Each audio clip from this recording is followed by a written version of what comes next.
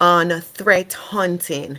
So we're going to be looking at threat hunting and then some multiple choice questions and scenarios. Okay, so when we talk about threat hunting in cybersecurity, threat hunting is basically a proactive cybersecurity technique that involves searching through the network system and database to really identify any malicious activity that evade through existing security defense. So sometimes what will happen, you have malicious activities that will evade. It will evade any previous defense that we have tried to use, and so we use threat hunting to really look for those hidden malicious activities, right?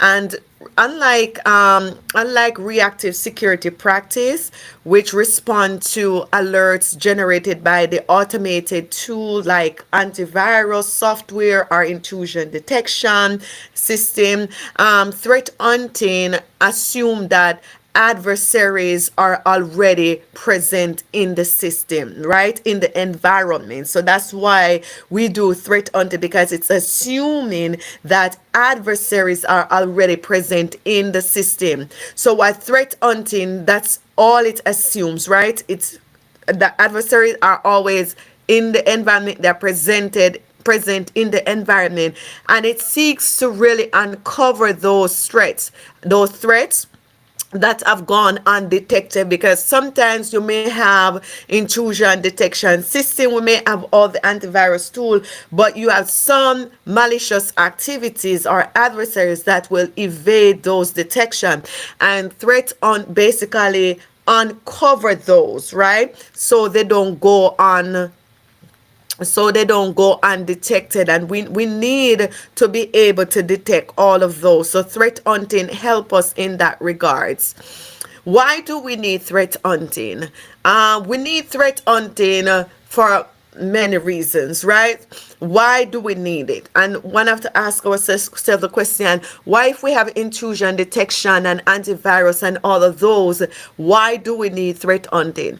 Well, traditional security tools are perimeter defense, such as firewall, antivirus, and SIEM, which is the security information and event management systems, are essential but not infallible, right? Criminals increasingly use sophisticated methods to bypass defense. They do. Sometimes you will have all of these systems in place, and because of the high level of sophistication and the tools that these cyber criminals have, they can easily bypass the defense system that is in place, right? Such as zero day exploit, right? Fileless malware, living off the land, right? Techniques, advanced persistent threats, what we call the APT, right? The APT, right? In such landscape, what happened? Threat hunting add a critical human element to the cybersecurity, right?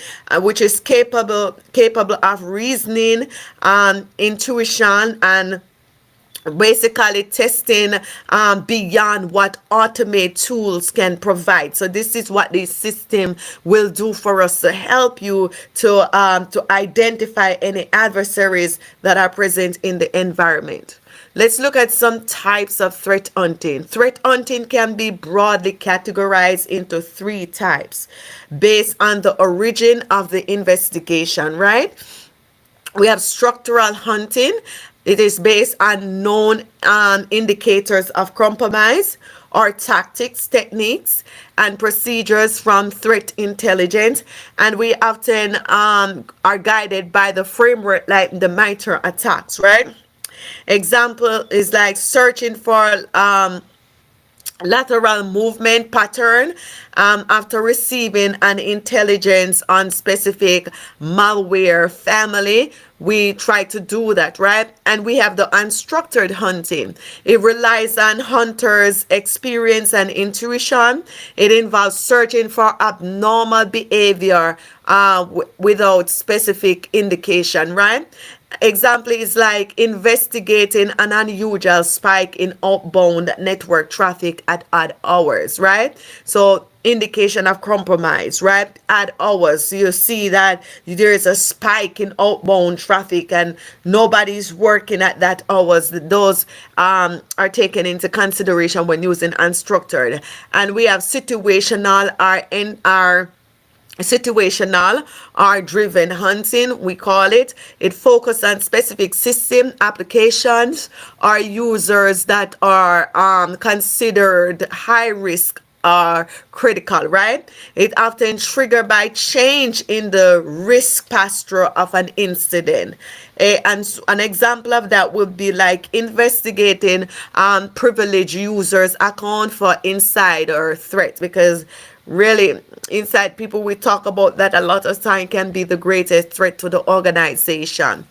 And so we put all of these in place so we can nip it right there at the root of what is happening on our network in the system.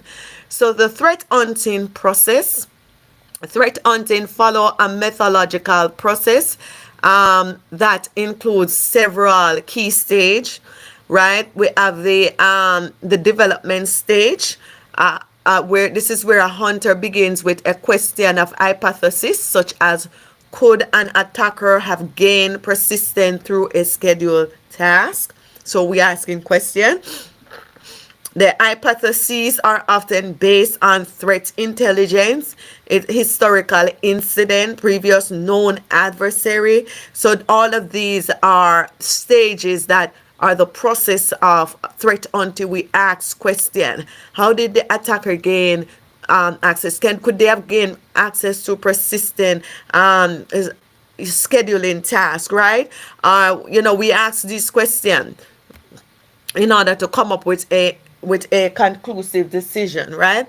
Data collection and preparation. The data is gathered from various sources, including endpoint. We gather our sources from the network traffic. We gather them from authentication logs. We gather them from the DNS queries, application and system log. This data is then normalized and enriched and made the search and make everything searchable, right? So these are all we carry out the actual process of threat hunting.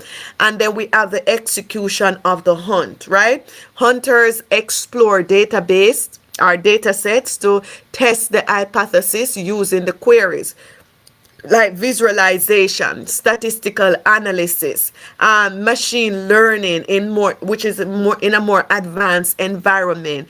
Tools that they use could include the SIEM, the Splunk, and all of that. Threat hunting platforms are custom scripts they can use to carry out the process, right? So when we are investigating and analyzing, if you are suspicious of behavior of, let's say you're suspicious, if a suspicious behavior is found, analysis make that pivotal through related events or logs to trace the activity, because you want to know where it's coming from. Timeline reconstruction, attribution, and context building are essential at this stage, because we're trying to figure out whatever is going on the network, right? So response and remediation, very important. If a threat is confirmed, it is escalated for incident response. Threat intelligence from the hunter can be used to update detection rules, because when you find out what is on the system, when you have answered all the questions and you carry out the threat hunting as if it is real or for any real purpose, then you are able to update the detection rules. That means when you are setting up the system, now you can make rules so these adversaries do not bypass the rule, and should it really happen the next time. And it's there to really improve defense and educate the team. So many times when you see people doing carrying out threat hunting, they are basically they are basically not only answering the question, but they are doing the actual job, the hands-on, to run it on the system to make sure that should that happen, then they are able to defend against it. Then they will do the documentations and feedback, the findings, whether a malicious or is benign. It's not, it's benign, right? It's not positive, right? They are documented, and you can look at the lessons learned, right? And you can use those in the future to improve the threat model and to redefine your hypothesis the next time you want to answer the question and carry out the known threat, right? So frameworks and methodology, the MITRE ATT&CK, right? A key reference for the TTP. It helped threat hunter map really to observe behavior, right, to known adversaries. So if you know anything about the MITRE ATT&CK or all of these, it's just a guide. It tells you about the known adversaries and the attacks, right, the tactics, what do they use, and it enables structured repeatable threat hunting strategies, right? And then you have the diamond model of intrusion analysis, very helpful. It focuses on relationship between 4 core features of intrusion: adversaries, capability, and infrastructure, and victims. And some of the tools and technology, we have a range of tools to assist in threat hunting, very important, including the SIM. We talked about that earlier platform, the Splunk, and all of those, several of them. You have endpoint detection and response. We have the Microsoft Defense for endpoint, and we have the network detection and response. Those are tools that can help in the process. The threat hunting intelligent platform, right, is very comes in very handy, right? Some of them can do automations, Python, PowerShell, Jupyter Notebook, all of those you can use for scripting, and these are helpful when you are carrying out your threat hunting. And we have the cyber killer chain. The cyber killer chain is very important. It helps in understanding and disrupting adversary operation across different stage of the attack, right? So it tell you which is on the top, how it is hardened, and all of that, right? So what are some of the challenges in threat hunting? Data overload could be a challenge. Sifting through the terabytes of data to find the anomalies can be overwhelming, and false positive is another problem.